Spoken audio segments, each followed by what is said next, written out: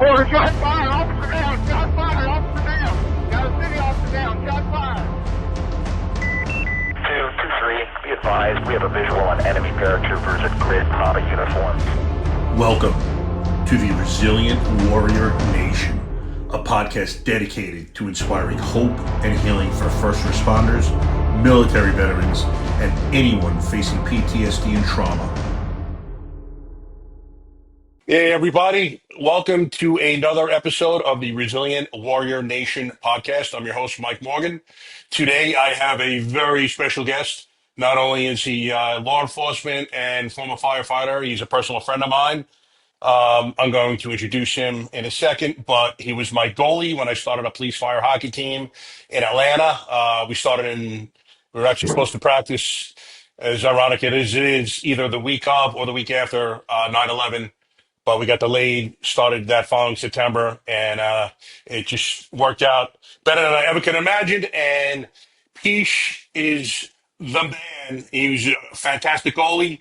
Thank God I had him because I had two additional goalies.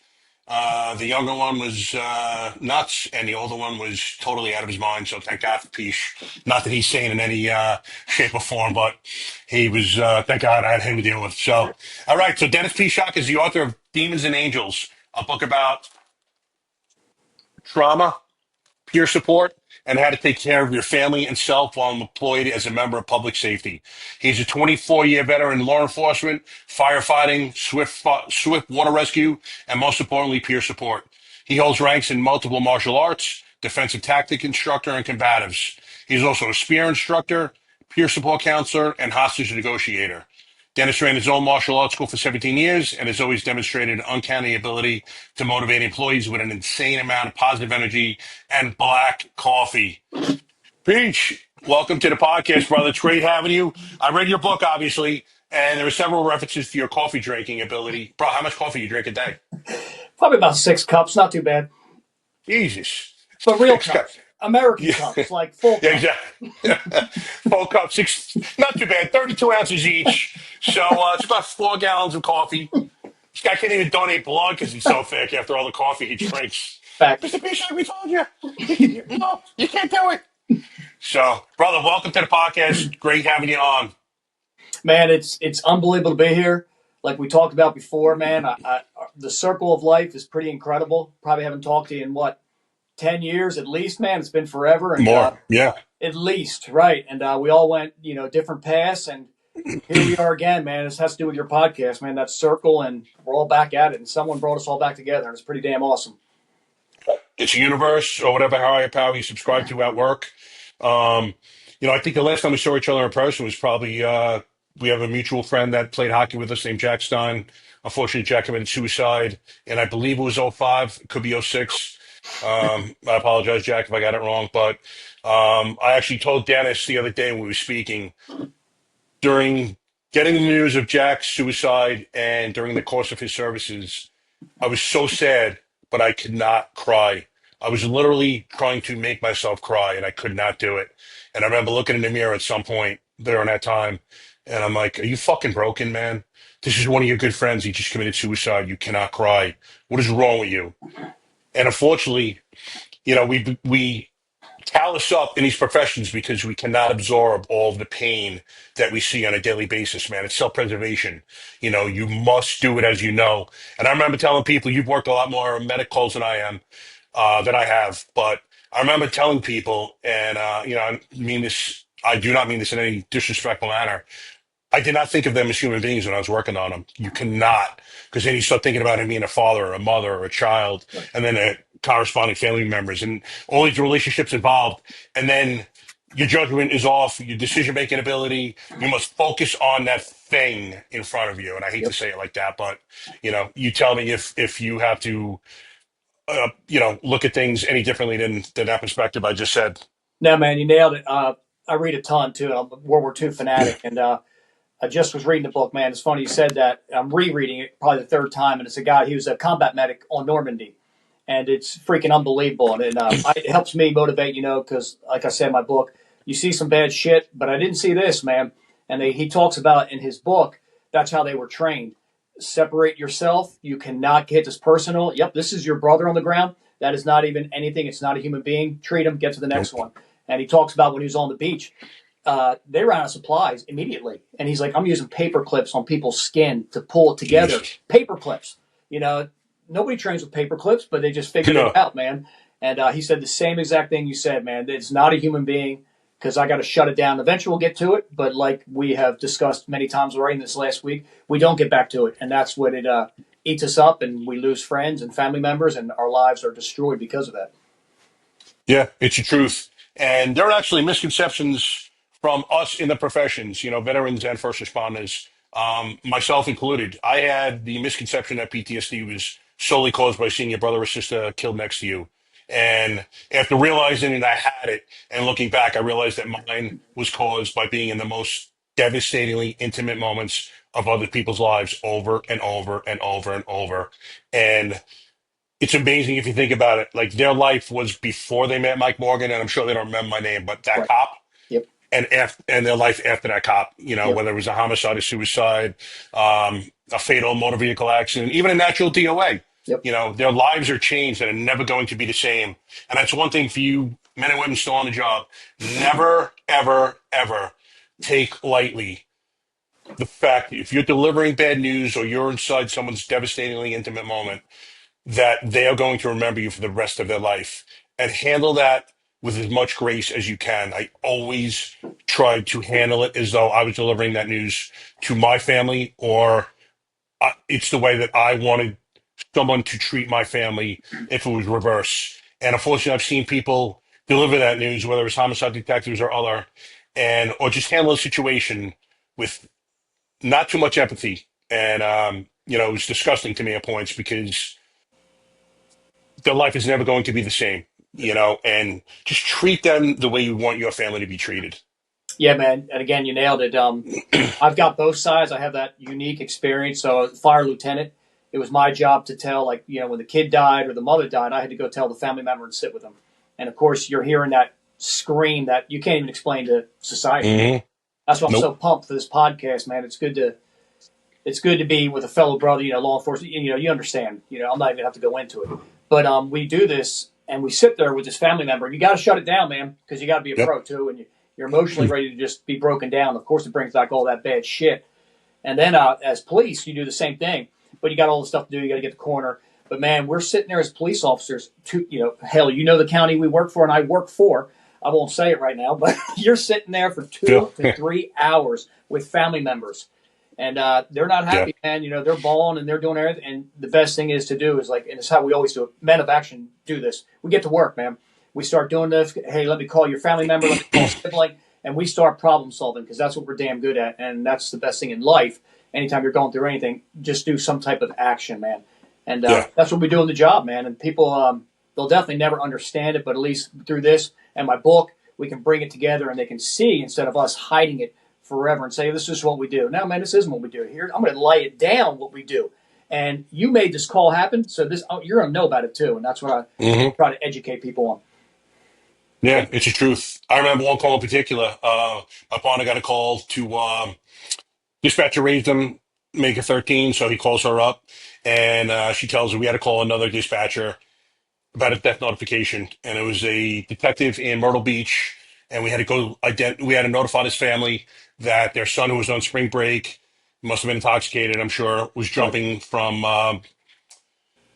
what do you call it? The Like a outside portion balcony, of a the hotel. awning. Thank you. Yeah. Yes, balcony, and he went to jump from one to another, missed, and fell 20-something stories to his death. So we round the corner, and we looked at each other before we're going. Obviously, we didn't want to do it, but hey, man, it's our job. So Yep. I dapped him up. Let's just take care of this business, brother.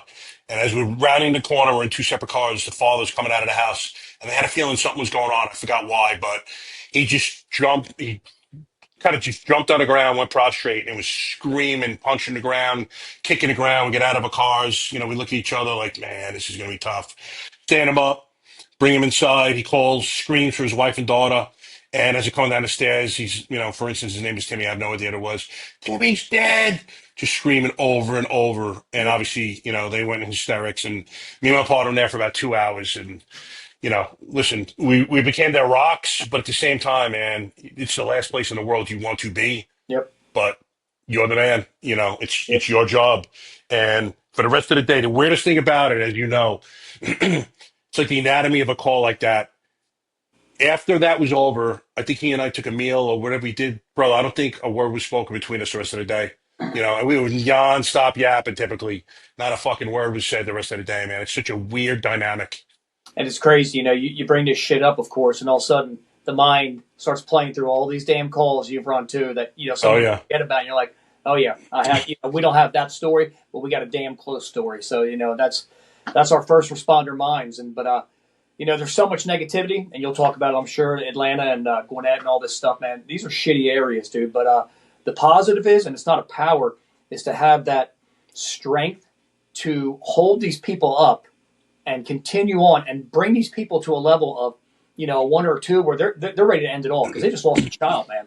And Yeah. that's a great strength and power that we have, man, that we don't give enough credit to ourselves, us and our partner. We kept these people sane for at least that time being, and they see there's some type of future here, man. And again, it's an awesome thing, man. And you go to bed at night and you put your head down, you're like, I did as good as I could, and I helped that Yeah. family out before in this incredibly shitty situation, man. I'm going to do it again tomorrow.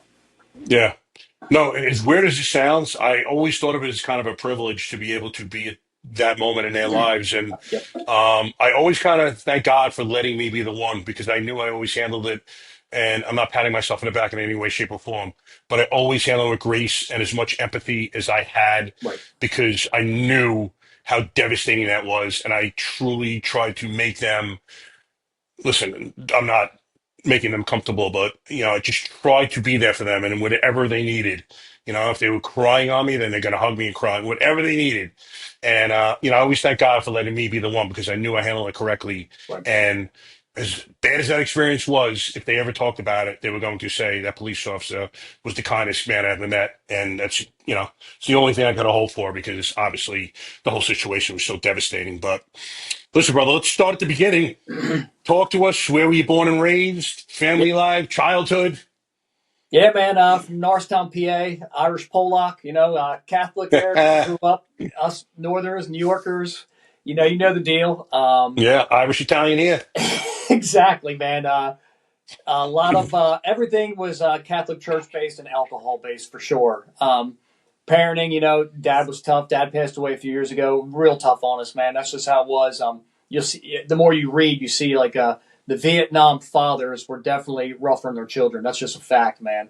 Yeah, That was just how it is. So you grew up tough, man. You grew up on the streets, and that's how you loved it. And rode your bikes till pitch black. You came back in, and the community was so different, man. They took care of one another. There was Italians, Irish, Germans, man, and but everyone was an American. It was definitely a great time. That's over for now, and hopefully eventually we'll ever get back to it. But man, it was a good childhood. I don't have any bitching, man, about it. There's a family of 7, so big family. We definitely wow. were, yeah, man, big family. So we weren't definitely weren't wealthy. We shared everything, man. Clothes, shit, Yep. name it, dude. Every medication in the world. My mother, we called her the witch doctor. She'd be giving us shits like everyone. Take this. My Yeah. father would be yelling at her. But okay, I'll take it. What's worse could happen? No, Well, exactly. we see right now. We're looking at peace. Right, exactly. So yeah, man, great childhood. Grew up playing hockey. Started playing pond hockey, street hockey. Grew up with the oldies. Hextall, Richter, all that stuff, man, and started getting into ice hockey. We'll get into that later. Of course, you fought a lot back then. That was it. Everyone was bullied at some point, man, and you just fought back, and that Yep. kind of got me into martial arts. Of course, I'm like, not as big as you, so you got to learn how to fight, man. You got to be more technical. So you start doing that, and you go down that path, and that's a good path too, man. It's a path of discipline, and the good thing is about some of the good things about the church is at least it's teaching you a discipline. Even if you don't like this, you're setting up a path and you're setting up some stuff, and eventually you figure it out on your own anyway. Mm-hmm. That was the childhood, man. I played ice hockey, played walked on Division II school, Kutztown, man. Pretty awesome. I didn't plan on playing at all my freshman year, and made the team. And holy shit, that was something else, man. It was a great experience. Got to play. Pretty awesome, man, and played ice hockey all through college. That was it, man. Had a tryout with a buddy to go East Coast, but dropped out, man. I dropped out of hockey, met my wife, and kind of was done with hockey at that point. I was a little frustrated, and Really? Yeah, man, You had the crazy. East Coast tryout. How you didn't take it? Yeah, me and this guy Dave, we had a tryout with the Capitals team, man, and life. I graduated college, and 2 weeks later, my girlfriend at the time, Melissa, my awesome wife, she was like, "I got an offer in Georgia." I'm like, "Let's get the hell out of this place, man. It's blue collar town. Future is Yep. very small," and I was like, "I'm out." So we just wung Nice. it, man. We wung it, and like It's the way ended to up do it, moving bro. to ended up in damn Norcross, dude. Holy shit. So, and if people don't know, there's some rough parts in Norcross, and we were in the rough part. We didn't have anything, man, and we made it work, and eventually got on to FD. Like I say in the thing, and did FD for 18 years. Shit, switched over to arson a little bit, but I was like, man, I really want to do police work. This reactivity isn't for me. I'm too proactive, and then got into police work and been a cop now for 6 years and counting, man. Nice. So, comparing and contrasting the careers, which one do you like better? I know There's, they're vastly oh different, my but God, they're so damn different because you start out, you got to be a medic too, and I'm still a medic. I've continued it as well, and that's an awesome thing, man. That is oh yeah. it's I didn't like it at first. I fucking hated it, dude. I was like, I don't want to Did be on you? an ambulance. I hate the smell of hospital. But you get a Yep. skill set which is second to none, and you can deal with any kind of trauma, and you can fix that person, man. In a combat medic, anything like you get in these mass shootings, and there's only three of us there. Well, you got to treat two people on your own now, and Yeah. it's an awesome thing. So then when you have kids and your wife and they're feeling sick, it's like, man, I can treat anything at the house now, and that's pretty cool, man. But huge difference, man. FD, you see a lot more death. There's no question. And a lot of cops are like, no way. I'm like, bro, you have no idea, man. It's if you're on that ambulance shift, that's all you do. That's like you're Yep. just going to. And if you're in an older neighborhood, you might be just picking up into elderly homes, and it's just a lot of fatalities, man. That's how it goes. You do a lot of CPR, and Yeah. so FD is definitely different in that regard. Those lazy asses, they get the PT all the time too, so that's a damn good thing. So, That's a nah, beautiful thing. it is, man. So you get the PT, and I work for a huge department like you.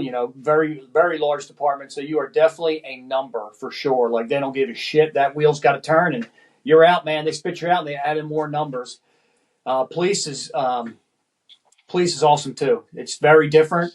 I think if I would have started police, I'd have been too immature in the beginning. That's probably the bottom line. Oh really? Yeah, I would have been too immature for the job. And getting into it later with life experience was huge because we see so many cops. It's a lot of power, man, and Yeah, it it is. corrupts. And you see guys running returns on anything, women getting fired and just doing stupid ass shit. And I'm glad I got into PD later, man. And I love it. It's so proactive, and I love patrol, man. I make it as exciting as I want every day. I can go out there and get Yep. it, man, and stay busy, and I love it, man. And I'll do it Yeah. till I retire, man. That's great. Yeah, it's great being your own boss. And I agree with you about the maturity level. I think to be a police officer should be a 25-year-old Agree. minimum. I Yep. think 21 is definitely too young. Um, you're given a lot of power, and you're put in situations that if you don't have life experience, you're kind of drawing on it. It's almost to me like pre-Steele and pre-Cana. Like, why are you talking about marriage when you have no idea what the hell you're talking about? Like, Exactly. that concept still blows me away. Right. Um, and it's the same thing with the young guys. They have no, especially nowadays, most of these kids don't have nearly the social skills that we had. Right. They're all on that freaking phone all day long. And now you go and tell them to start speaking to people, telling grown adults what to do. Right. And as you know, man, it's such a weird dynamic at first when you first start. Like, Yep. I got to tell this guy and this guy, like, it's very strange until you get used to it, man. Yes, it And is. with Atlanta, we were so busy, I got used to 1, 2, 3, but it's a very weird dynamic, as you know. They don't even know what the hell 1, 2, 3 is. We explain that real quick. Yeah, exactly. Very quickly. Us Yankees have another different vernacular. So I'll tell you, one of the takeaways from the book, and this is hugely important, is a lot of your stress from your fire job Yep. came from within. It was all Yep. internal. Absolutely. Bosses, lack of leadership. And I don't think that we give it enough credence, the stress that is put on men and women when they have shitty leadership. And unfortunately, it is all too familiar. Atlanta, man, I Say don't know, no it's more. probably 40, yeah, exactly. I would say 40 to 60% 40% good leadership, 60% shitty. Suffolk County, thank God, was probably 90-10 in terms of good. So the quality of Yep. life was much better just because these supervisors were so much better. But man, it makes such a difference. It literally gives men and women PTSD going to work with some of these bosses because they're targeted in some respects. And it's every day, man, they're heaping that shit on them. 100%, man. And I'm the same with you. I switched over to Milton. It's 90-10, the same thing. I'm sure there's bad ones, but the good ones make it so damn easy to come to work that I could care less. I'm still going to do my work. I ignore the noise and keep on going, man. When you work for these big places, man, you know how it is. They promote for, we'll just say very different reasons. And it's definitely not it's like I talk about in the book. And then the more you talk about this, and I do a lot of peer support and I go to other departments, it's the exact same thing. And then you see every meme online, it's making fun of different command staffs and headquarters. Man, so many departments are like that. And when you find that department that's good, stay there. Just lay low. Yeah. Yeah, man, that's it. Just do your thing, and good people will reward you eventually. Because in those big departments, a lot of time, absolutely not, man. I said I've been on those lists, and I'm not. I'm sure I can add Gwinnett, Cobb, DeKalb, and Fulton, any of these. They got a list, man, and me and Mike Morgan are on there. And these jackasses who have never done shit in their lives, and they're terrified of being on patrol or getting hands on or doing anything. They take tests all day. Cross out Mike, cross out Dennis. Give me two more names. Give me two more names. Oh man, well, we got you your guy. Well, that wasn't my guy, but man or girl, whatever. And that's how it is. And which again, you go home, you bust your ass for that test, man. That test is your life because this is your ticket out and more money because we always need more money in public safety. Oh, yeah. And you put your spouse and family through so much shit which they did not sign up for. Yeah. And, you get a list, a promotion list comes out, top 15. You're on that list, man. It's going to expire. Well, they just promoted 20, and I didn't get promoted. What happened to the top 15?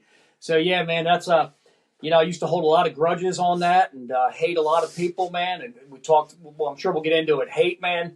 That place breeds it, and it does, and it just eats you alive. And then the calls are just secondary, and you're still thinking about. And in our line of work, it'll get us killed because we're thinking about this shit when we're dealing with this damn very dangerous person or whatever, instead of having that situational awareness, man. So, like you said, man, it's great to be in a place that actually cares, and you know it right from the get go, man. It's when people are full of shit, and it's awesome, just like you said. Yeah, I don't understand why these guys don't understand the concept. Like, I've had bosses that I would walk through walls for. Yep. And then I have other bosses, and I've told them, like, I will screw myself giving you nothing as far as tickets and arrests, Yep. stuff. The only ones that I absolutely have to write are getting written because I am not going to make you look good. Yep. And, instead of treating them men and women with respect and having them wanting to kill or die for them, they flip the script, man, and these guys will do nothing because they don't want to help you, in turn hurt themselves. Yep. And they're also looking, man, you got to be careful because these men and women will look to screw you. So if you're doing something untoward you shouldn't be doing, you better watch your back, man, because they'll turn on you in a second if they don't respect you. And we discussed it before. You have some of these guys, again, I don't have it now, thank God, but in previous things in internal affairs, those people literally are evil, and they get satisfaction from screwing you and your buddy. Like you said, they're high-fiving, they're jumping up and down. Man, I got him. You got him. Like, their life is over. They lost posts. They lost everything. They lost their identity. Then they go home and kill themselves because that's real. And they're like, yeah, man, but I got him. It's like, holy shit, man, we're on a different planet here, and I don't want to be on here. Mm-hmm. Exactly. Yeah, it's amazing the cast of characters that you run into, man, unfortunately. But it is what it is, man, and you got to keep positive, and enough of that, right? No, absolutely. So listen, as you're going through FD and these years of seeing these traumas adding up, what's going on with you internally? Are you actually aware of what's going on? Because we all, and I tell people this happens incrementally, man, when you start changing and changing and changing and little by little, and then you look in the mirror and you're like, who the fuck is this guy staring back at me? And you recognize yourself. You're like, when did I become this man that I am now? Or this thing that I am now? Like, how was it for you? Man, it's a great question. Holy shit, man. It makes me get introspective now, man. It's a great question. I think it hit about 10 years on of that nonstop Battalion 1 insane drive pace where it's just call after call after call, not sleeping. But I think, like you said before, definitely anger and the lashing Yeah. out and just lashing out at your people who love you. And Hmm. when you start seeing that you hurt them, oh, that's tough, man. And Yeah. and thank God, people like ourselves check each other, and you have that strong group. And I think in the beginning you're like, okay, I think I can fix this, but I'm still doing good. And then, to me, at least, it was turn to more beer, drink more Okay. alcohol, numb the shit, keep on going, PT it out. Tomorrow morning I'll give a shit. I'll PT for damn 2 hours. I'll sweat it all out. Right? I don't need to. I'll be fine. And then I check myself. So the first day off, I'm a bad person, man. The second day off, I'm good. I'm a great family guy again. Reset, and here we go. And eventually, I talked about it in the book with my daughter. She was maybe 7, and the job started hitting mandatory overtime, all that shit. And I missed another birthday, and she's like, "Dad, we're used to it." And when she said that, man, that was the sledgehammer that reset me right there. It was like, whew, and she didn't mean it. She was Right. legit. You just missed another birthday, Dad. It's okay. Now she's in college and we have a phenomenal relationship. But that was where I finally got pissed off, and I'm like, okay. And then, like we said, look in front of that mirror, stare into your eyes, and you don't know who you are. That's a tough moment, man. You got to check yourself, and you got to have that unfuck yourself moment, man. And who am I, and who am I going to be next year? I might fucking Yeah. blow my brains out, dude. Like I'm heading down a path where I know it is black and it's dark, and that's and man, yeah, I was definitely heading down a bad path, man. And I checked myself, and I said, I got to get out of this. My wife knew it too, and she started research. She's like, we're getting you out of this profession. And I was like, no matter what, we're getting out in the next year. And she was all about it too. She's looking for a different mandate, classes all over the place. And that's when we're thinking, okay, we're going to do good here. I got on with PD with the same department, and then they did that shit. And I was like, wow, God has a sense of damn humor, doesn't he?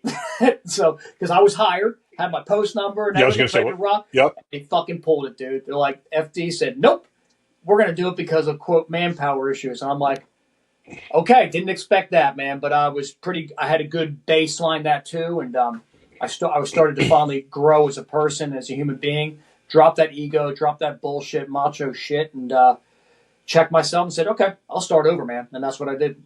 Started over.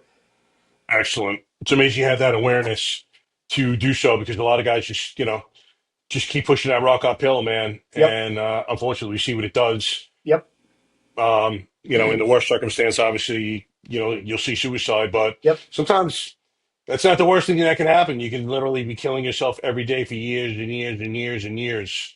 It's not just that sudden suicide that's killing guys, man. Oh, And you hate absolutely. seeing it. Yeah, man. And you look at let's look at law enforcement. Let's look at how many people saying they're going to be like, oh, I'm retired in 10 years. They become a piece of shit for 10 years. They're on their fourth wife. Their kids hate their guts. They're an alcoholic, and then they retire. They have no identity. They have no family anymore.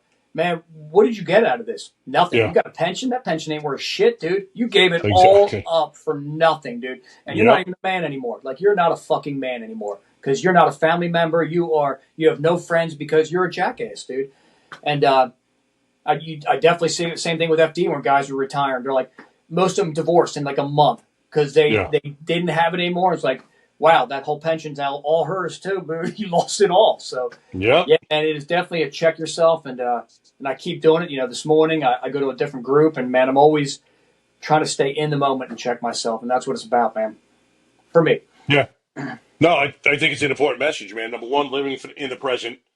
And number two, and I didn't really, in some respects, I did this. I remember being a young officer in Atlanta and thinking to myself, I am not letting all this death and destruction take me down. I must appreciate all the beauty that life has to offer. So, sunsets, sunrises, animals, the beach, birds singing, man, whatever it was, I would be present and try to kind of absorb what I was seeing. All that negative shit was over here, but you have to have the positive Yeah. and understand that there is beauty in life, man. Because if you're only surrounded by that negative, Yep. then that's going to be your mindset, and that's all you're going to be thinking about.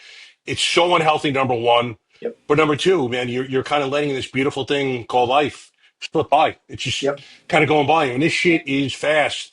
It goes like that. And you got to realize none of us are getting out of this game alive. Right. Unfortunately, Yeah, man.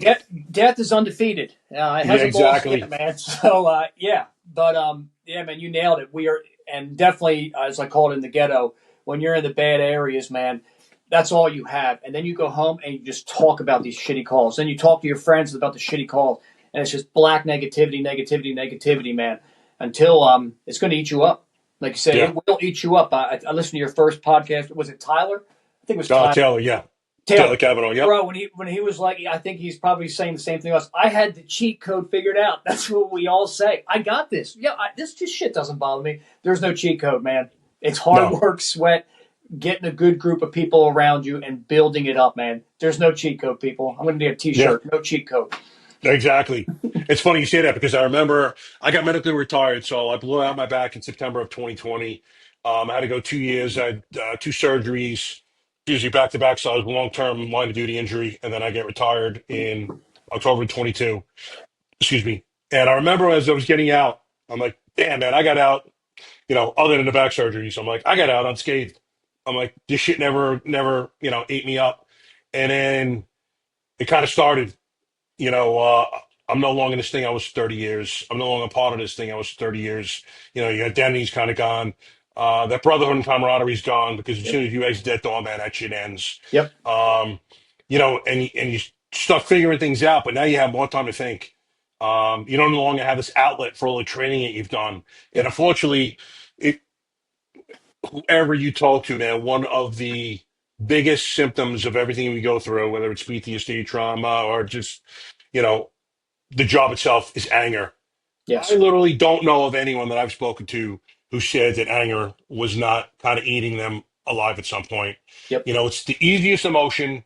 It comes in handy in our job. Trust me, I Yep. used to love when it was about to go down, man, and I could feel the fire stuff Yep. burning in me. I mean, it was the fucking greatest thing to have along for a police career. And if I ever need it the rest of my life, man, I could turn that shit on like that. But when you're done, Yeah, man, and I'm going you to don't just need that cut you off fire. just real quick, man. And people don't understand, like when we talk about anger, like when your partner calls for backup, right? There is definitely anger. There's a little bit of fear at first, like okay, maybe he's okay, maybe he's not, and then they call a second time. It's game fucking on. Like you hear that voice. Your beginning of your podcast, you have officer down. Every time I hear that, man, it scares the shit out of me. I'm like, there it is. There's that jump Yeah, because we've been on those calls, man. And every time I hear it, I'm like, God dang it, fast forward a little bit. And it's just what you said. So in that regard, anger is good because you need to get there and handle business, and you got to handle this individual. And I don't give a shit what's there; it's going down, no matter yeah. how that person's going down. But so in that regard, anger is good. And other things, it is not damn good. But sorry, go ahead. No, no, not at all, brother. And I guess I used to always I loved it.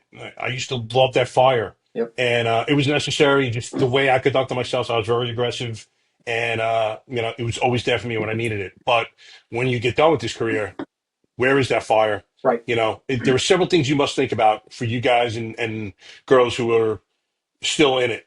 What are you going to do afterwards, man? Yep. 'Cause that to me is the biggest thing. We're all purpose driven individuals, so most of us. Yep. And if you don't have a purpose to go to after this job, it can eat you alive, man. Because like I said, you are no longer this thing. You self-identified. Even if you had friends, like I tried to have a ton of friends outside. I didn't want to sit here talking about your shit all day long in my off time. But you're still this thing. And Right. everyone knows you as this thing. And you're no longer this thing. So who are you now? Who's Mike Morgan now? Who's Dennis Pishock now? Exactly. Um, I got a master's degree that was paid for by the county. Just kind of looking down the line because I figured I would teach when I got done. So I had some planning going on there. And additionally, when I got out, I figured I was going to be working with dogs because I love dogs more than anything, and maybe do something tactically, whether it was become a shooting instructor, whatever it may be. So I had something that I was going to. But during those 2 years that I was during the course of that medical retirement, I wasn't allowed to work. I wasn't allowed to volunteer. I wasn't allowed to go to the gym. I belonged in my basement so I could train. But there's no purpose. You're getting up now. What are you doing every day? Right. There's nothing there. Yep. And furthermore, we have this unit that videotapes guys and girls when they're out line of duty. So they're looking for you to screw up. If you get in a car too smoothly, they'll present video evidence. Like, see, he's not hurt. Look at him. You have these confirmed injuries, MRI, surgeries. Doesn't matter. They're still going to try to get you. Yep. So, you got to think about it. Like, who am I? And what do I want to be doing with the rest of my life? Because you have a lot of years ahead of you, Yep. you know? Yeah, man, you nailed it. And I definitely put it in my book. Purpose. What is your purpose, man? What am I going to do afterwards? And I definitely use FD because I saw it. I hung out with a lot of retirees afterwards, man. I put like Stevie T in there. They had nothing. They sat on the couch and watched NFL football, and guess what happened? They fucking died. Yeah, Stagnation is death. It's that simple. And then you have guys about to retire. I can't wait to sit on the couch and just do nothing. Wow. You know what's going to happen to this guy. You got a heart attack. You eat like shit. And that's why so many guys die. I mean, our life expectancy is already low enough. Well, you just load it by another 10 years by doing nothing, man. And, for me, it's simple. It's peer support and keeping our brothers and sisters alive. It's that simple. And I know I do a lot now, and it's all volunteer or my part-time. And my job supports me phenomenal to help out other agencies when there's bad call-outs, OIS or suicide, line of duty death. And it's incredible. And I know that's what I want to do. I know that's what I'm made to do. Let me just put it that yeah. way. And that's it. And most of these people have no concept. And when I ask them, whoa, Dennis, that's a little deep, ain't it? Is it? Holy shit. Well, this should be a normal conversation, man. But yeah, Exactly. exactly what you said. So it's funny. I got certified. Well, I finished my schooling portion to become a peer specialist, and then the organization that was sponsoring me, the national director, he was a veteran himself, and I guess he started going through it again. And I don't know what's going on with the organization, but I'm gonna have to try to find someone else that I can kind of transition to because now that portion's done, I need 500 clinical hours to get Wow. certified. But so as your peer specialist, job brings you to these men and women. Yep. What are you seeing? They're I don't want to say what's the most, you know, uh, the biggest theme you're seeing, but as you're talking to these men and women, is there a most common theme that they're having trouble with in life that they're seeking help? Yeah, man, definitely. I think, let me just go human being nature. I think people just need a little bit of support. The littlest nudge, the littlest buddy check and text message goes forever. So many people are going through the shit that we went through, and we're still going to go through. It's a nonstop battle. Don't ever think you won, Yeah, right? We're definitely on the great path, but people just need the littlest thing, and I save them all. I save every damn message I get from somebody, which is super positive. Like, I needed to hear from you today. That's it. I did my damn job, right? That's what it's about right there, man. And that's what I'm always reaching out to do. And when I go to these, again, I work for the state of Georgia, and of course, I can't get into what we do with HIPAA and all that. But when we lose a right. brother and sister, and we have 20 people in this room, that's where they call me in, and I get to work with other specialists. And biggest thing is definitely the brotherhood is lacking now because of that cell phone. There's no question. And this brings them all together. But hey, man, let's not get here again in 3 months because of the same exact things, right? And then you reach out to these people, and I would say that's definitely a huge problem. And how do we deal with that? You got to have the veteran leaders always step up. And it's so frustrating. And I tell people, I do it constantly with my squad now, man. The veteran leaders always step up. We're doing chow. Doing chow today. Okay, I brought my lunch. No problem. We're doing chow tomorrow. Okay, cool. And you get everyone together. You just shoot the shit. And that is a huge healing, man. And no matter what squad or team you always go to, that is something you do. And just that cup of coffee, that one meal every other day. If you can't do every day because you can't afford it, that's fine, man. I told we get it. And I would say it's the cell phone, man. I really would. That's the hugest thing, which puts people in their own minds, and our own mind is not a good place, man. That is a No. bad, and we need veterans just to step up, man, until we drop dead, and that's what I'm going to do. Yeah, it's a noble effort, brother. I applaud you. Speaking of the mind, it's funny. The mind is such a strong thing. The Yep. mind, everything is inside of us, man, no Yes. matter what it is. Like I healed with ayahuasca, but all what ayahuasca did, it didn't heal me. It kind of let or blew out the walls that were kind of surrounding me in the rooms I was trapped. Yep. Everything is inside of us. So, when you talk about that, I just kind of lost my train of thought right now. Can't believe it. I had a You great talk point to about make that, there. man. You need to have that breakdown emotionally, like we talked about before. Like and I know, I'm sure you're my dad. Fuck no, do you cry? No way do you show emotion when you start the job with these old veterans. Hell no. You unfuck yourself before next shift. We don't want to ever see any type of emotion, and that's great, man. But it's coming back to get you, man. And when Yeah. you finally have that breakdown, if I may, like you said, it finally opens it up, and your true self comes back, man. You build up this, hey, I'm this martial artist, I'm this tough guy, I'm all this, but man, we're still humans, dude. And you break all that shit away. Who are you? I'm going to be that person, that good person again, and back to the beginning where I should be. Yeah, it's a great point in that we are humans first. No matter what uniform you put on, Yep. you're human first. I remember last year I went to training with GBRS Group. It's a company, tactical company, started by Navy SEALs, DJ Shipley, Cole Flackler. And I was talking to DJ Shipley, and we kind of got into a deep conversation about our healing journeys. He's from Zobby, mine ayahuasca, but we got deep and we were talking, and I was like, listen, man, we callous up because we cannot absorb all this pain we see, but then we Right. callous up so much we didn't feel anything. And what the fuck is life if we're not feeling anything? No matter what uniform we wear, brother, we are human beings first. We're Absolutely. supposed to feel whether it's good or bad. And no one, it's another important thing. When you're going through pain, man, you're supposed to feel that pain. You can't dull it. You can't push it down, or you can, but it's going to have, catastrophic effects Absolutely. eventually.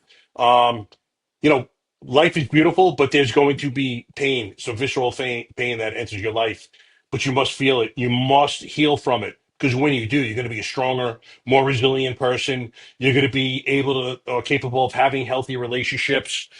No one is ducking life's traumas. And I love Sylvester Stallone's speech in Rocky Balboa when he's talking to his son about no one being able to duck the punches of life. Because there is intense pain that you are going to suffer from, Yep. all of us. But you have to feel the pain, man. Yep. And if you feel it, consequently, you're also going to appreciate even more the beauty of life when you're in those good moments. If Absolutely. everything's sunshine and rain and rainbows your whole life, and you can't contrast it with any pain, man, then you're not even going to appreciate it when you're going through the great times. Yeah, man, you just nailed it. It's like when you go on the kid call and they pass, or the spouse that passes, you go home and you appreciate your family even more so, man. And you realize the mortality of it all, that I'm next. And they're going to have somebody else there. And who's going to be that person, man? And that's where, to me, I've always been pretty good at that, man. I've always said, all right, check myself, go back to my family, shut it down in that regard, and love them more than ever. And that is the Yeah. beauty of our job, where it shows us so much depth, where at least I do. I appreciate my family and their support and what they do for me, man. And I couldn't do it without them. You can't do it by yourself. You can, like you said, but that's just the well, man, and the dam's going to burst. It's just a matter of time. And one important concept I think we have to have is a lot of guys will talk, and girls, about not bringing it home. I don't want to have them hear this bullshit. I don't want them involved. And I don't think it's a good process to have where you just shut your wife or your spouse out. There's a fine line between what you want to tell them and kind of include. But, Yep. what are your thoughts on how it should be handled, and the importance of kind of letting them see in a little bit Yep. as to what you're going through, because they're with you every step of the way, man. It's not fair to shit that we heap upon our families. Yeah, man. I'm excited as shit by you just saying that, man. So again, I spread myself out. I get to see other cities and counties and how they work. I went to a city about a month ago. They invited me to their peer thing, and it's for new employees and everybody in FTO. And what that is, it's all new employees who are about to be on their own. And it was mind blowing. I actually started laughing one part because I was laughing so hard at my old department. Like, holy shit, we're not even behind. We're not even the same damn planet. But this is Yeah. great, and hopefully this will help somebody in the future. So what they do is they get these new employees, man, and there's like 10 of them there, and you have to bring your spouse or a sibling or someone that when the call comes, you have to talk to them. Think about that. Like, oh, I'm not going to do that. Nope, it's mandatory there. So they brought them all in. I'm the outside agency watching to see how they do this, so I can bring it to my city. Again, my city is very open. They just want to see different ways to do shit, which is awesome. Right. So they bring in these new employees, and they start off. The whole command staff is on board, which again was hysterical to me too. I'm like, what if this Oh guy's yeah. and it's after 5 o'clock. Like, holy shit, these people haven't even seen 3 o'clock. Wow. Yeah, exactly. Jesus. Yeah. You talk about anomaly after anomaly here, bro. Holy shit. I thought Jesus Christ was up there because that was the same thing. Yeah. You had a better shot of seeing him than most of the stuff going on that you're describing right now. So they get their command staff up, they start talking, and then this phenomenal female who runs it all, I won't say her name, but she gets up there and she's like, okay, let's get real now. And then you can feel the atmosphere change, right? And she's like, look at your spouse right now, look at your boyfriend, look at your girlfriend. That is not going to be the same person in 2 weeks. They are about to change, and you're going to change with them and help them. This is what they're going to see. And they started going over shit. And it was like, holy fuck, this is incredible. Like, you're actually being told this instead of this bullshit game of, oh, you're going to be fine. You might see some stuff. And you're going to, no, you're going to see this. You're going to have to physically fight. And then they're going to come home and tell you. But they have a great way of doing things, man. I'm definitely bringing it. I'm trying to bring it, of course. And what they say is, we come home, we have a really bad fatality. You have a key word, man. The key word is Michael. When you say Michael, we don't talk about it. Michael gets to go to the basement, do his thing, sit in his chair, play his video game, listen to tunes. But tomorrow, you're talking about it. And they make them talk about it, and that city makes them do it too, and they're totally behind you. And you talk about it as much as you can. Of course, it's going to probably break you down again, which is therapy, as we know. Yeah. And then they had and I was mind blown. I'm like, I can't believe they're this open to how we've grown up. And then they had different command staff get up there and talk about that too. And I wish I had this, is what every single person said 15 to 20 years ago. And they kept it real, and they're not even out yet in the field. And now they know, okay, this is going to be okay. And I'm going to be there to support them as they go through this long and horrible journey.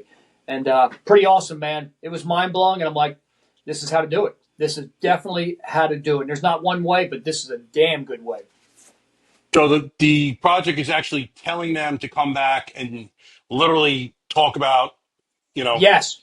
the most devastating call, like all details or as many details As many details as you he can. can. You don't want to get into Absolutely. gruesomeness, but Yes. really. So yeah, it's definitely a different method of operation Holy I've ever heard. shit. Exactly, man. Yeah, we have a very intimate, let's just say we know death. We know death, and we can describe it to the most minuscule detail.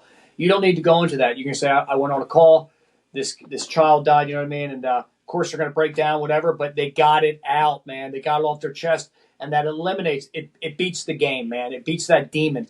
It pushes that bad thing just a little bit away instead of burying it into that well in the dam, man. And yeah, it's phenomenal. I love it, man. And then if you want to talk about it later, they have a huge support group, and they're incredible, man. They're definitely who I want to be like, for sure. And that's where Right. I'm going to too. But yeah, man, it's pretty incredible.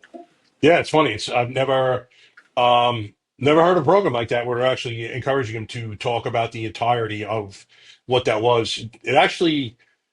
It's almost like when you talk to kids and people don't think that kids can handle stuff at young ages, Right. but they are super resilient, super intelligent. And it's the same thing for us spouses. There's no reason why most of them, if you have a loving and healthy marriage, there's no reason why you can't come home and tell them. You don't have to give every detail, Yep. but, generalization about what happened. I'm thinking back at the call that kind of made me realize that PTSD was 2018, July 2018. I was actually separated from my wife, so I was living on my own at the time. But 2-year-old found floating in a pool. Myself and another guy got there. She was dead. We resuscitated her, handed her off to paramedics. We thought she was going to die, truthfully. And I just sit at that house for 3 hours listening to the grandparents, and still gets me, man. Absolutely. Yeah, man, I feel you, bro. And it does. It's but they to actually, again, we don't need details, but to talk about it, it's incredible. So I expect you as a police officer to take a life. I expect you to save a life. I Yeah. expect you to go through all this shit, but I don't want you to talk about it. Yeah. Holy shit, is this system archaic, and get the hell rid of it today. And that's what they're doing, man. That's what they're doing. Us too. Well, Yep. like cavemen, during the course of that call, bro, it was the first time in 30 years, it's the only call ever I started to cry, man. I started to tear up. And I went to go behind the pool, and I said to myself, man, I'm like, you fucking pussy, you can't cry. These people can't Yep. see you cry. And Yep. then your coworkers are gonna see you cry, and I just kind of wiped my face, went right back out, and it would have been the most cathartic thing, best thing I could have ever done. I was actually crawling out of my skin. I never had that feeling before or since in my entire life, man. All I wanted to do is be anywhere else in the world other than that house. And had I come home and tell someone, it would have been the best thing for me. But bro, I buried that shit Yep. so deeply. And the craziest thing, you'll understand this. I felt guilt about saving this baby's life, man, because I thought she was going to be I bedridden. She had a hypoxic brain injury. totally And get then it. I had guilt on top of the guilt for Yep. feeling guilty. Yep. I'm like, how can you feel guilty about saving a baby? I do it 1,000 times the same way. But it was the craziest mix of emotions. And then she ended up surviving. She was supposed to be bedridden the rest of her life. Thank God she's made incredible progress. But the parents were so graceful, and all they wanted to, they kept inviting me into the house. FD befriended them, and the fire chief kept telling me that Danny's parents want to see, they invite you over, they want to see you come over. And I had two crackheads across the street, and every time that call came out, I wanted to kill both of them because I Yep. knew I had a chance of running into Danny's parents. And sure enough, Danny's dad came out one day and invited me in, and I'm like, all right, let me go in. And bro, I went in, I saw her, and I started tearing up again. And it was radio traffic, and I pretended like it was for me. And I'm like, 220 copied the call. I'm like, guys, I got to get out of here. And I'm like, I can never go in that house again. And it was, uh, nothing's affected me like that. No calls ever affected me like that. And Yep. since this healing journey, I actually sat down last year and I wrote a 4-page letter to the family, told them everything, man, from start to finish, Awesome. explained myself, the guilt, and it was like watermarks all over that front page, man. I was just crying like a baby. And her dad got in touch with me, and we reestablished contact. And I did a GoFundMe. It is my goal to raise much more money for her because she's getting progressive treatments that are not covered by insurance. But I told her father, I'm like, your daughter is saving a lot of people's lives through me. I'm Yep. like, I now know that the universe had me at your house for a reason. Took me 5 years to figure it out, but I was at your house. It was supposed to be me. And it's crazy when you realize, and it's another thing, man, when you're going through pain, always look for that lesson. And you may not see it at first. It may take a fucking while. It took me five Right. years to realize, Yep. but I realized that I was at that house for a reason. It's amazing, bro. Yeah, and I feel you, man. And it's very, very hard to relate. And it's not just survivor's guilt; the guilt of running all these crazy calls that nobody else runs, man. And it's exciting, but it's Yep. guilty. Unless you're doing fire police shit like that, military, man, you can't explain it. You can't, man. Mm. It's a definite major feeling, man. And I think about that. And I think about it today, man. It's like God put me here. Someone put me here for a damn reason, and I had to go through all these damn calls, and I'm still going through them. And it's easy for people to say, "Well, Dennis, because God said you're strong enough to go through it." Well, guess what, motherfucker? That don't help me in the moment. That don't help me Yeah. when that kid is in a toilet, drowned by his own mother. And it's real, dude. And what is the good out of all that? When I get, and again, that's these are calls I've been on. The good is when I get to do these peer support counselings, and these people are talking, and they definitely don't want to relate to you because you're the counselor, and they think you're some kind of psychiatrist or something. But then when they start going through it, and then I start telling a story, they're like, "Holy shit, this dude is on the same damn page as us." Wow. Yeah. And yeah, man, and then all of a sudden you realize that you are here for a reason, and this is your purpose. And yeah, you had to go through living hell, man. But this is exactly why, to save that guy's life. And now he relates to you, and after the damn meeting's over, he gives you a hug. He's like, "Hey, man, can we talk?" Boom, I won. That's it. Yeah. No, it's the truth. It's powerful stuff. And, I've gotten the same message going through these ayahuasca retreats from the universe, like speaking to me directly, saying, I put you through everything I put you through for a reason. So you can walk into these rooms with these men and women and they understand you're real. Yep. Like you're genuine, you're authentic, you're showing vulnerability. Yep. And, it's funny. I got a call from another guy who was on our hockey team 3 months ago. He was watching my first podcast, and he realized he stopped at midway, and he's like, "I need to call logs," but he felt weird, so he didn't. And then he's watching the second one, and he stops at midway, and he's like, "I got to call him up." I think he said he was crying, and he calls me up and he's telling me what he's going through. And he's like, bro, who the fuck am I supposed to talk to? It's like another cop. They're the only ones that are going to understand. Right. But when I talk to another cop, no one's in touch with their feelings. So what the fuck are you going to tell me other Yep. than, yeah, I know, bro, I know. He's like, you know, you're being vulnerable and you're talking about it and you're actually feeling your feelings. And I'm like, hey, brother, I appreciate it. I go, to be honest with you, man, I couldn't talk to you a year ago. Like Yep. a year ago, I would have been the same guy you're describing right now. The other guys, you could talk to me, but me being able to help you is another story. Right. I'm like, you know, the universe put me here for a reason, man. The universe somehow allowed me to become vulnerable, and I'd be the last guy in the world that you would think would be so, because especially the way I was raised, very, very tough dad, Yep. literally told that showing emotions is weakness. Absolutely. Dude, I'd never, like, you'll hear in reading your book, like, you know, you'd have problems sleeping. None of that shit ever fucking got to me, man. Slept like a baby. I was good until I retired, and I was not good at, you know, You at had the that cheat point, I was code. not. You had the cheat Yeah. code until you retired.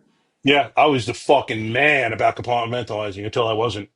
Yeah, And man. man, I once, sleep. I sleep so much better now, thank God, man. But sleep. I went 2 decades pretty much without sleeping, dude. And people, I can't explain that to people.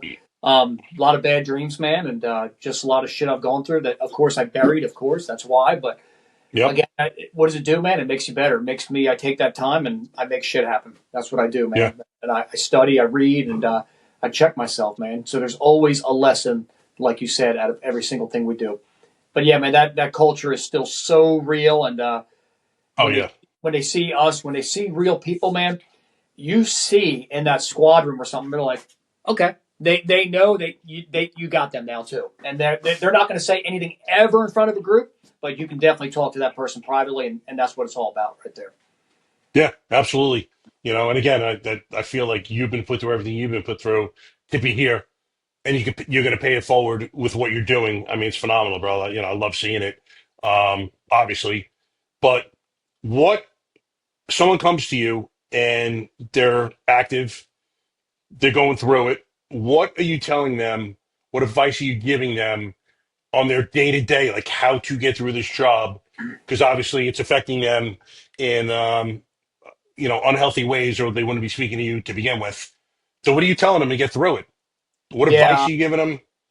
definitely. Methods? It's a similar thing from your other guys too. First of all, breath work is huge. It's gargantuous, man. Meditation, whichever path you choose. There's so many good ones. Box breathing, Wim Hof. Those are two of my favorite, man. I started with Japanese martial arts, kind of transitioned to those. And everything is a reset. It is getting by that moment. Be in this moment, man. Just be here right now and take it. And it's so hard for us because we're always there. When we're at a funeral, our mind's damn somewhere else. When we're doing a birthday, we're already thinking about this. We're thinking about an exit.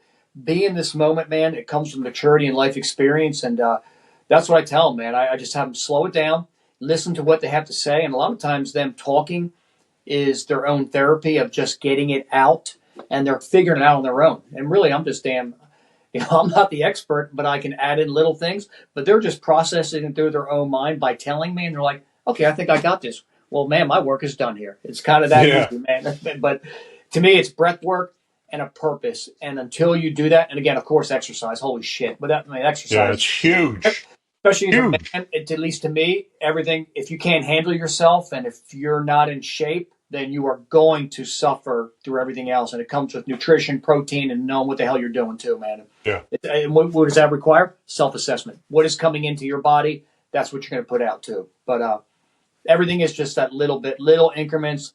Let's get you walking. Let's get you out with Mother Nature. Let Mother Nature and take care of you a little bit too with some sunlight. And then we'll just start there and let's build from there. yeah. Small incremental steps. Yep. I know I've started journaling, and I think journaling is Yes. just a great method of. It's weird. You could think things 1,000 times. When you put it on paper, it just hits you differently. Yep. You know, you just a different perspective, even though you've been thinking it. When you're Yes. reading what you wrote, Yep. I don't know what it is about it, brother. It's totally different. Well, and I love it too. I'm with you. I have a little app, whatever I do every day. It's just the first thing is what three things are you grateful today? It is. Hmm. I can't tell how many days I've skipped this, and then I'm like, I haven't journaled in 3 days, and then you just write it down, and then you start typing, man, and it is that therapy right there. Okay, I PT'd, I did this today. I love my wife and kids a little bit more, and then the next day you're like, okay, I'm going to do this, but then you don't write it down. Man, it's almost like you cheated yourself. It's like you Yeah. said, just a therapeutic way of again keeping yourself in line, and it also helps you with family members, man. What is your kid going through right now? What is your wife going through right now? Okay, today I helped her do this. It's just it keeps it in your mind for tomorrow. I need that buddy check. As I say in our Yeah. job, buddy check is everything, man. That little text message.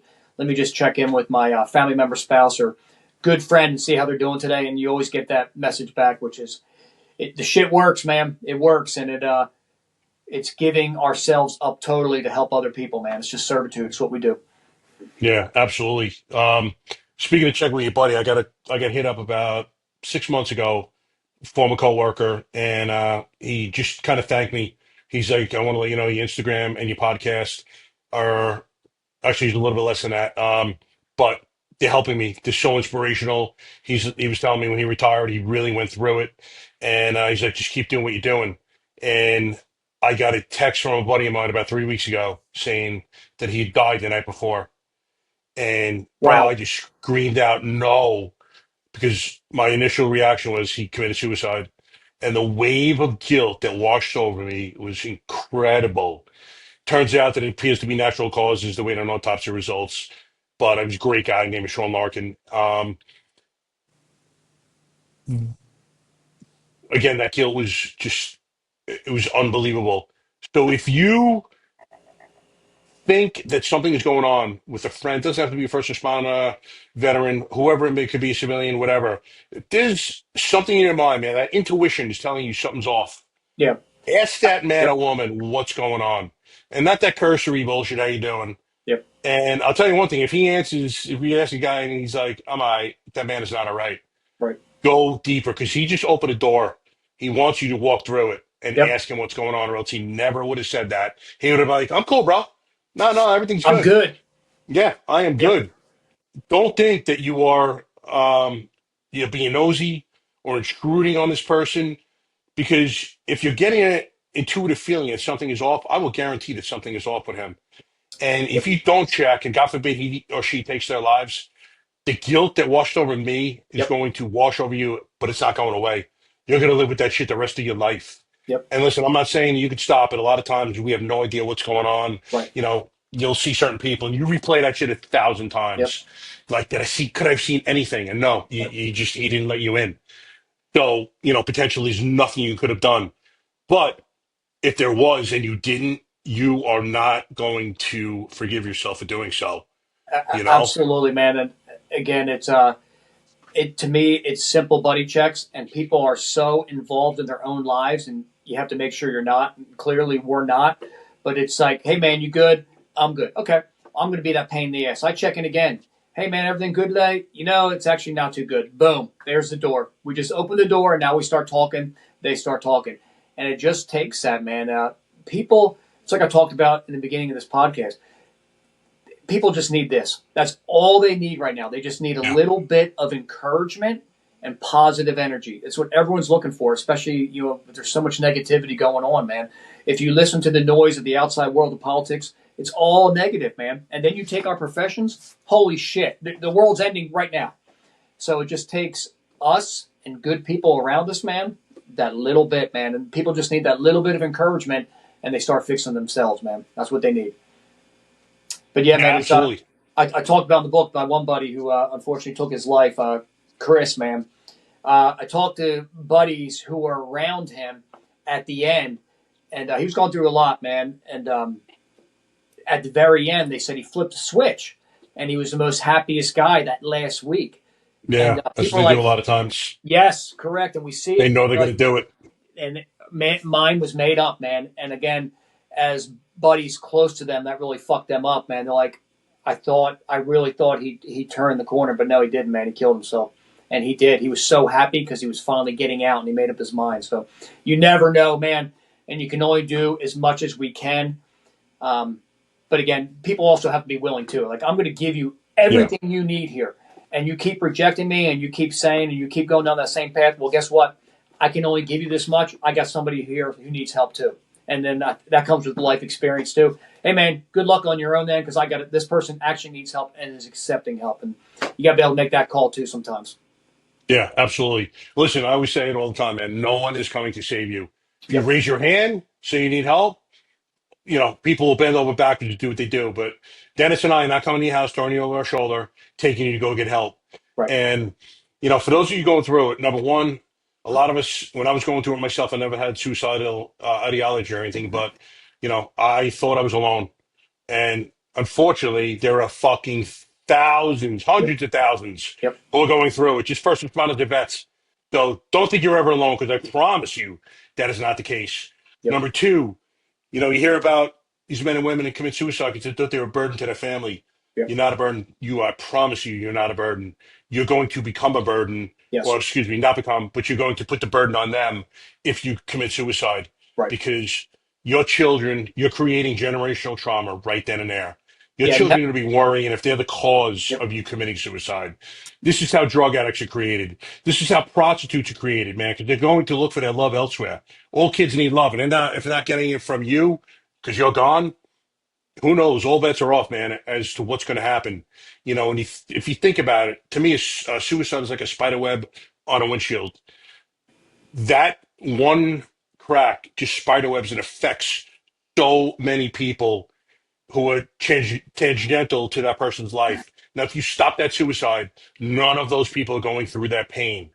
Perfect. It is incredible what changing one person's life will do.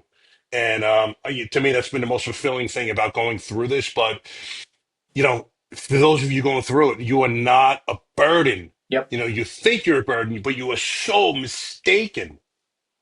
Yeah.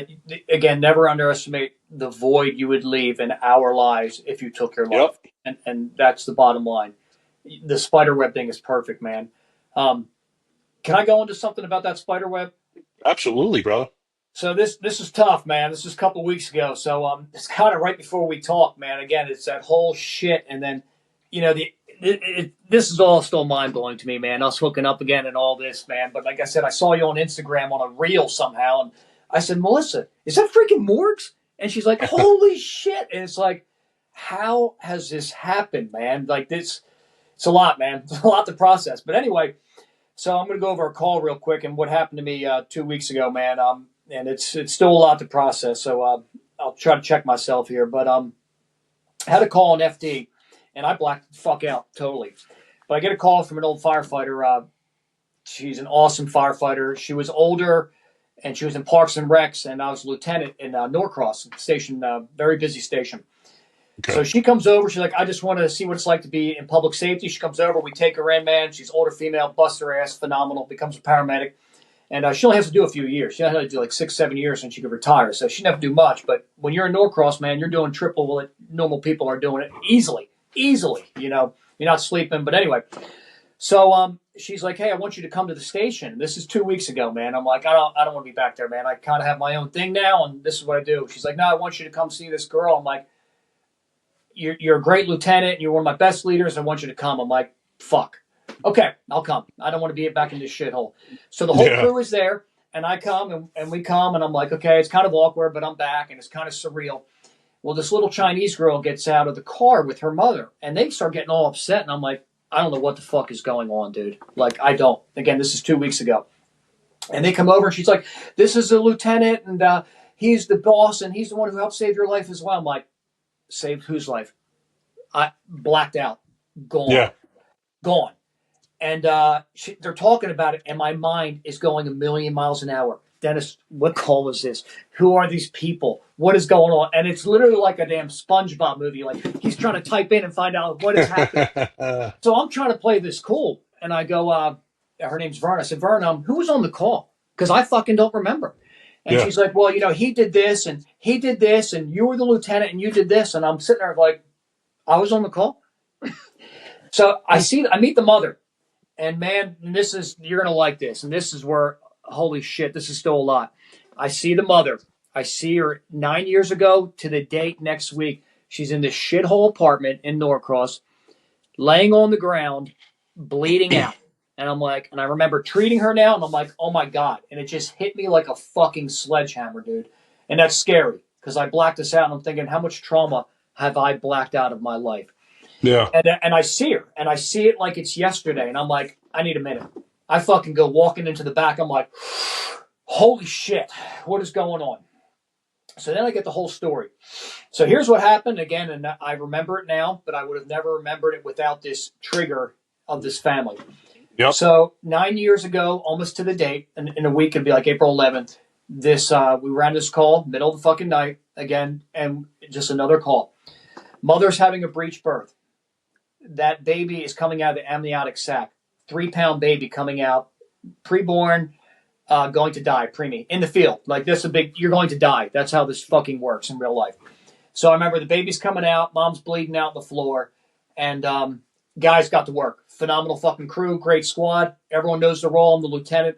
I'm just telling people where to go. You're riding in. We need multiple people in the ambulance. Go back on the engine, right? Talking to them about it, man. Baby is dead. They said, the medics said the baby is fucking dead. Baby's great. I don't give a shit because I'm so used to running trauma. I've already blacked it out. Mother might die. She might bleed out. Just plug her up, do our trauma. I got other calls to run, man. I've eliminated that call for my entire life until 2 weeks ago, dude.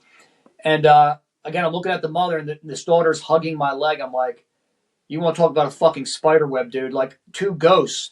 The PCR, patient care report, says they're dead, dude. So Really? we're thinking, yeah, at least the baby. And it's still a mind screw, dude. So here this family is, and I'll picture it, I'll show you. And they brought in this, I got it here, man, to show you. So this family drove from Alabama 2 weeks ago, 4 hours, to thank us for their life right now and to have the best day of their life. Yeah, man.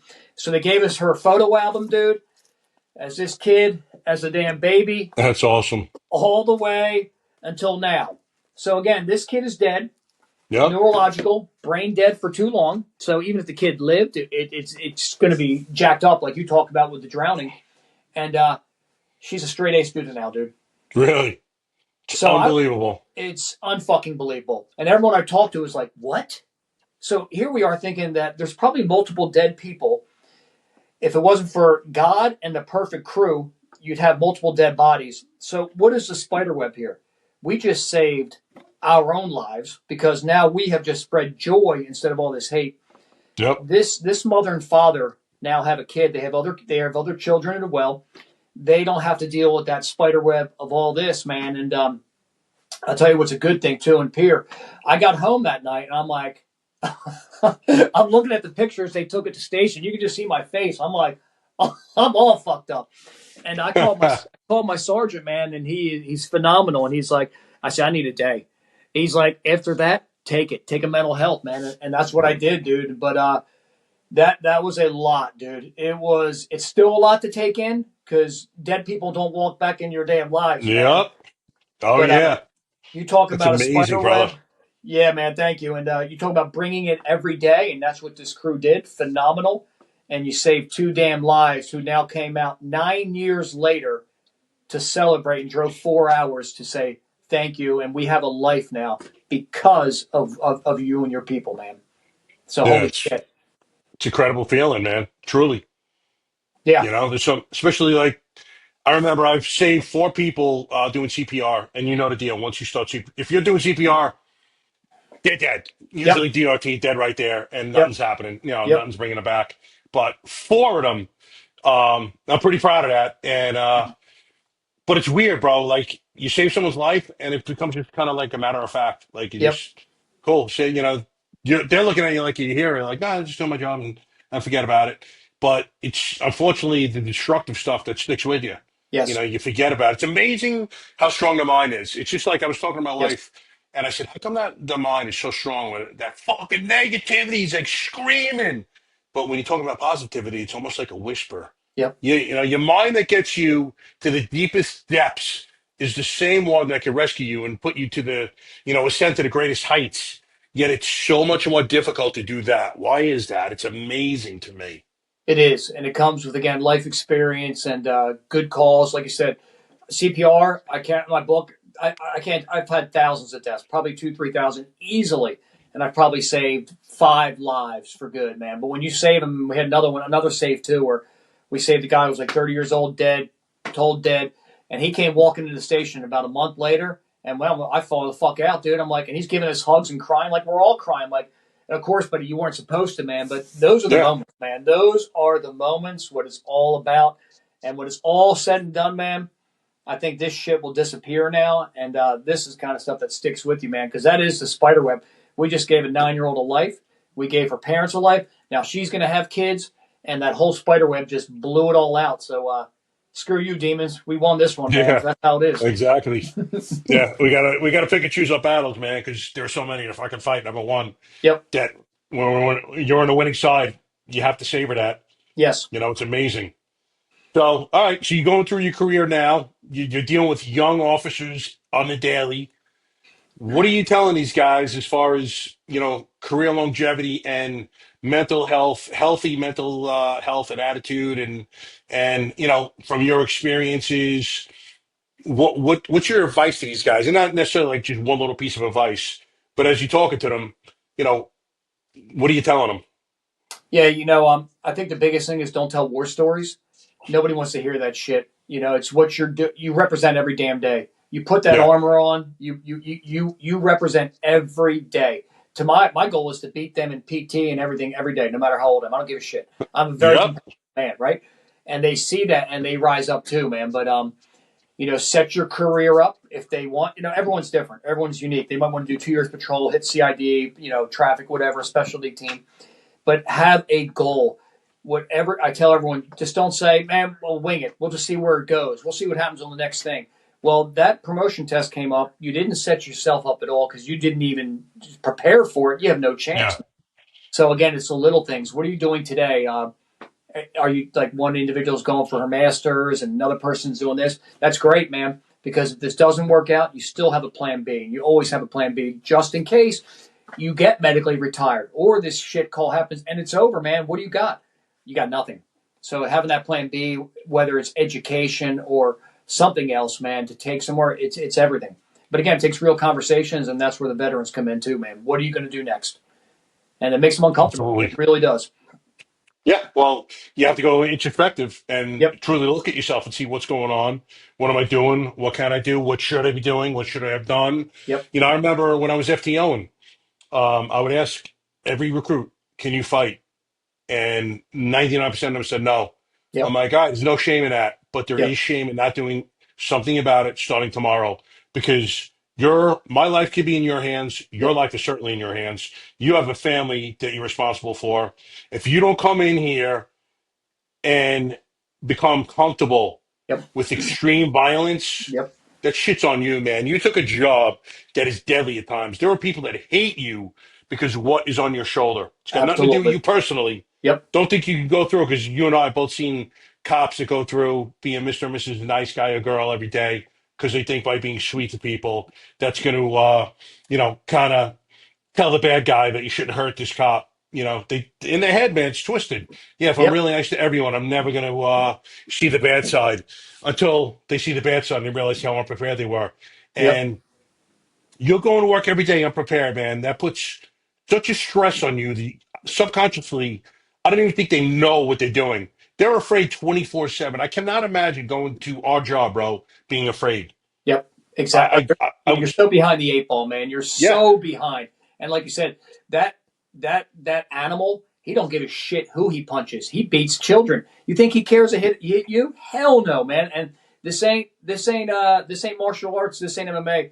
That dude don't stop stomping and he don't stop shooting. He don't yep, give a shit, man. And that's like you said, you're cheating everyone. And that is a man to go home to your wife and then kids, and you can't defend them if something happens. that's No. crazy to me. Yeah. Crazy. Exactly. Statistically, it's coming to you, especially in these careers. Yes. But even if you take this career out of the equation, man, just you as a man walking around, trouble is going to find you at some point in your life. Are Yep. you ready for it? When I tell these cops that would train, you are going to be in deadly situations, man, and it doesn't necessarily have to be a guy pulling a gun on you. It could be a fight for your life. Are you ready for that shit? I can honestly say I was ready from day one. If it Absolutely. came, it came, and I was Right. ready every time, man. They were all dealt with, Yep. all. It's not bravado. I got my ass kicked in training, Yep. and I was ready for it. Are you ready for it? I remember cardio, bro. I did cardio 30 minutes every day for 30 years. And I added it up. It came to like 4,300 hours. So say you take three quarters of that, 1,000 hours. I had 1,000 hours of visualizing me getting into Yes. shootings, Yep. getting into knife fights, fighting multiple guys. And in every situation, something Yep. went wrong. I ran out of bullets. The gun was out of battery. I couldn't get it back. Multiple guys are attacking me. Every situation. So you visualize shit that's Yes. going to happen before it happens. So you're not shocked when it does. You this is a career unlike any other. You're not sitting behind a desk, man, just typing. You're the one that voluntarily entered this. As Yep. far as I know, there's no draft that forced anyone to become a cop or a fireman. It is incumbent upon you to be ready for that shit because it is coming. Could be the first day out of the academy. You've seen it, man. People Yep. don't feel trained the first day out of the academy to get in shootings with their partner. Are Yep. you ready? Bro, preacher, meet choir. Holy shit, you got me pumped up, dude. I'm like ready to freak out. It's all about mindset. You just named it. It's all mindset. It starts right there. I tell everyone, man, before every shift, I'm in my garage. I do minimum 12 to 20 draws. Just getting my mindset, get my stroke down, getting my mindset ready to rock and roll. Because every traffic stop turns like that, man. It's how Yeah, it goes. like that. You know the And deal. you walk in every traffic stop at a 9 out of 10, and you better be, because that mother, you don't know what he's going to do. And then when it's damn Grandma Betsy, you can bring it down to a 2 again, man, because you're good. But until that moment, you're there, man, and you're going to surprise the shit out of that person who thought they had the jump on you, man. Because, Yep. like I said, our job is so much worse now. I just saw a stat. I got to look at it today. I think we've had 82 ambushes or cops shot this year already. It's freaking April 1st, 2nd here already, man. Like, how do you think it's not going to be you? How long are you going to play these odds, man? Yeah. The numbers are going up every single year. And at least give yourself a chance. And I know you talked about on your one podcast, man. Let me die honorably, right? Let me die. Let me kill that mother effer, right? Yeah. If it That's was it. if it was my destiny to die in the line of duty, it's all I ask for. Let me kill the guy that kills me. I'm not Exactly. glorifying death. I didn't want to die. I'm Right. not saying that. But if it was my destiny, just please let me kill the guy that kills me. And I can honestly say I never took one car stop lightly. I approached every Yep. single one, whether it Yep. was a man, a woman, old, young, as though they were possibly going to kill me. Yep. My tactics were always sound. And I remember, this is a good story. I worked with a guy named Chris Bunch. Black dude, jacked, great dude, super intelligent. Went to Colgate University, super intelligent. But he goes to a call one day in Atlanta, and he pulls up to this lady, and he doesn't get out of the car. He's like, "Man, I'll never, ever, ever, ever do that again." He goes, "Bro, I was lazy. I didn't get out of the car." And she got into a fight with a guy. That's what the original call was about. So as he rolls up to her, she's to his left. He's yelling at this dude. All of a sudden, she pulls a gun out and starts clipping rounds off of this guy. He's like, "Bro, she could have put one on my head. I would have been done." He goes, "I would never, ever, ever take anything lightly again. Yep. And do not think because it's a female that she won't pull that trigger if she's got that gun, man. Yep. I don't care if they're young, old, male, female, anyone can pull that trigger." You saw that cop that got killed in Newark a few weeks ago, 14-year-old, Yep. 14-year-old, damn, 14. ambushed him. Yep. 14-year-old kid ambushed him and killed him. Yep. So don't think it can happen to you. It can't happen to you. And don't think there's someone out there that's not capable of doing so, because that when you get that arrogance about you, Yep. that's when you get taken out. Yep. And I say in my book, public safety will punch you in the mouth. It is Yep. going to punch you in the mouth. It's okay to be confident, and confidence comes with training and situational awareness and mindset. As soon as you get arrogant, you're going down. You are going down in some way, because then someone starts looking at you a little too closely. They put the bullseye on you. They start trying to hammer you. And then that perp knows it too, man. You got that arrogance, and they're looking for that window. There's about 10 years ago, man, a cop got killed. And I can't remember where, but 10 minutes before he was pulled over. And they said, "How come you didn't shoot that cop?" And his answer was, "He never gave me an opportunity. He was too good on his traffic stop." That's what you're looking for right there, man. And again, Yeah. you're not glorifying anything, but you want to be that guy who's sharp, man. Absolutely. Did you ever see the FBI interviews where they would go to prison and speak to cop killers, Yep, and they would ask them absolutely. different questions, like, Yep, "Why did you, try him?" He's like, "Because I knew I could." yep, How about this guy? No, it's a different story. You get out of that car with command presence, man. It's a force definitely. continuum, and it starts the second they see you. They know whether or not they could try you. They fucking know it. They Yep. smell fear. You know, I've actually squared off 8 different times, and I was never a big talker. Guys would be talking smack. I just literally stare through them, and they get done talking. I'm like, bro, you're not even a man to me. You're just a human fucking target. Let's roll. And 99% of the time, man, there was additional ones. These guys are like, nah, man, I'm cool. I'm cool. You know, make up the bullshit. Like, what's the matter, bro? I thought you wanted to get it on. Yep. Nah, you're gonna call your buddies this and that. Like, motherfucker, you know I didn't reach that radio. See what you know. But it is what it is. You know what I mean? But they know they could try, Oh especially yeah. in the hood. Yep. The hood. Oh These kids are raised on violence. It's all they understand. There's yep. no discourse or speaking about things. Everything is decided with violence. It's how they're Yep. raised. Yep. And that's how they're going to deal with you if you give them the opportunity. And if it comes to you, man, you're not ready. Your reputation has gotten like that for good or bad. You know, thank God I fought this dude who ended up being one of the baddest dudes around. And my reputation was cemented pretty quickly. But if it's the opposite way around, they're all going to try you Yep. over and over and over. They know Yep. who you are, man. They know what car you're in. It's unbelievable. People think these perps are stupid. There are Oh. a lot of very, very intelligent perps, and they are street smart, man. Yep. It's amazing. Like, I was on an anti-crime squad, and we went to another precinct in Suffolk County. And these guys knew that we were there because they saw the different numbers on the cars. And they're like, yo, man, we saw second precinct guys and third precinct guys, so we knew you guys were doing some shit. Blah, blah, blah, blah, blah. I'm like, man, these cats really pay attention. Yep. Yeah, remember, man, they're not working and doing anything else. They got all Nope. the time in the world, and they're also PTing and training too. And Yeah. they talk about, man, you see some of the videos where they're in the damn prison yard training on being Training handcuffed. hard. You know, training on defeating handcuffing techniques. Like, they're Absolutely, man. training as adversaries. It's not Correct. just bullshit. These guys know what they are doing. You got You it. need to know what you're doing, or Yep. else. Yeah, exactly, man. Yeah, man. Yeah, you nailed it. Preacher, Yeah, choir. exactly. It's amazing, brother. So, yeah, so let me ask you, anything else you want to add, want to talk about? The floor is yours. No, man. Just always, I like to end everything on a positive note, man. Of course, there's definitely, it's like you talked about, man. God, the universe. There is something definitely above us, putting us all together here, man. We're the veterans now, and there's no days off. And I say this to Hmm. everyone. I teach this to my kids, man. You don't get to sleep in. You don't deserve nothing because somebody needs you somewhere, man. And Yeah, you don't want to be that person who let that person go, man. And just keep it's a lot of pressure. What we do is we do what we do, man. It is a calling, it is a job, man. But there's nothing like putting your head again every single night, laying down on that bed and saying, "I made a difference today in someone's life in a yeah, positive way, man."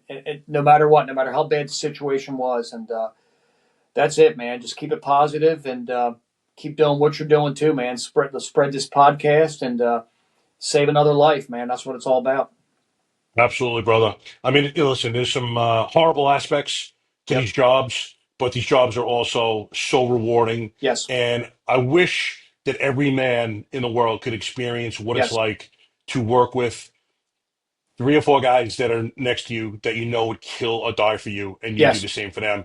There is no feeling like that in the Yep. world where it's unquestioned that these dudes will go, quote unquote, to war with you, Yep. do not care about their own safety, man. They will take a bullet for you in a second, and you'll do Exactly. the same for them. It's a beautiful thing. You know, unfortunately, not all men are going to experience that, but there is nothing like that feeling. It's like the ultimate team sport. And it's so humbling, man. When you finally Hmm. get it, it is so humbling to see somebody do something for you. And you're like, wow, man, how do I not raise my game up? How do I not do more to be a better person? And that, it's like I said, that's what it's about, man. It's surrounding yourself with that group, man. It's very humbling to me. It is. Yeah, absolutely, brother.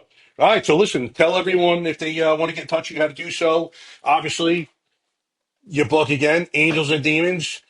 Dennis Demons and Pishock, I Angels. love his Yep. cover too. Oh, Demons and Angels, my bad. I mean, upside down. So, where can people get this besides Amazon, or is Amazon the best place? Amazon's it, man. So the whole process, again, I self-published, did all that. So it was a whole experience of if you self-publish through Amazon, it has to be that. So if I do a book too, which I'll probably do. I'll do a little bit differently, and then you can get it out a little bit more. But Amazon's been great, man. No complaints at all. It's print Excellent. on yeah, it's print on demand, man. So they buy it, they print it like that fast and send it out, which is great. So, yeah, man, Amazon is it right there. Instagram is Pishock Patriots.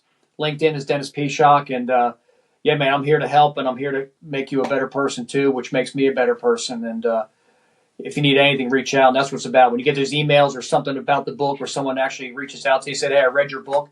Man, is it humbling? And I immediately respond. And I always get back to people, man. I don't sleep much, so it's all good, man. I'll get back to Yeah, you. that's great, brother. Listen, your mission's unbelievable. Noble work you're doing. It's such a fulfilling thing and humbling, and yeah, it's amazing when someone says you change your life, man. There's no, it can't even be explained. It's an inexplicable feeling because again, not only are you changing his life, you're changing everyone that is attached to him's life in some way, shape, or form, and it's God's work, man. It really is. It is, man. You nailed it. I really dig it. I'm going to use it for now. The spider web, bro. It's the spider Yeah. web. It See? really is, man. Come to the Mogs. Anything else I can help you, Apish? How long did the whole process of writing the book take you? It took a while, man. Probably about a year, just learning the whole thing. I started jotting things down, and it was rough emotionally, spiritually. Like I Oh, know, of course. yeah, man. Again, I buried everything. So when I Yep. talked about those kid calls, like from the floods and stuff, man, I lost my shit, dude. I was bawling at times. I'm like, but then I realized how screwed up I was because I wasn't talking about it, man. And it was a therapy that I needed. And but it's emotionally, man, because you're bringing all that stuff back. But again, it's healthy, but it's also unhealthy because again, you don't want to bring your family down too, man. Yeah. No, it's the truth. And, for you guys, girls going through it, I remember when, and this shirt is not a proclamation. This is actually Eddie Penny's a former Navy SEAL. This is his company. And watching a Sean Ryan podcast, him being on it made me realize that PTSD. And my first reaction after losing it, crying like a baby, was to look inside my house and make sure my wife had not come home from food shopping because I was so embarrassed to be crying. Meanwhile, my wife's a life coach. She would have hugged me and encouraged me to get it all out. But, that's how screwed up we are as men, Yes. that we are so afraid to show emotion that we think Yep. it's weakness, when it's actually the opposite. It's strength in doing so. And that's why I do this podcast. I want to Yep. show guys and girls that being vulnerable is actually strength, man. Keeping all that shit inside you is not bravado. It's false bravado. Yep. And that will, in the end, hurt you. Yep. It's going to come out, unfortunately, in unhealthy, if not devastating ways. So, I think mine and Dennis is one of our biggest messages to get it out. Yep. Whether it's talk to someone, write about it, whatever, you must process that trauma out. Yeah, man. I love you, bro. I love the message, and keep it going, man. Please, because people are dependent on us. Absolutely, brother. Thanks again. Love having you on. And guys, girls, hit like, subscribe. And I was pumped about this one. I hope you guys liked it as much as myself, and I'm sure Peach did. I don't want to speak for you, but peace out, baby. Peace out, bro.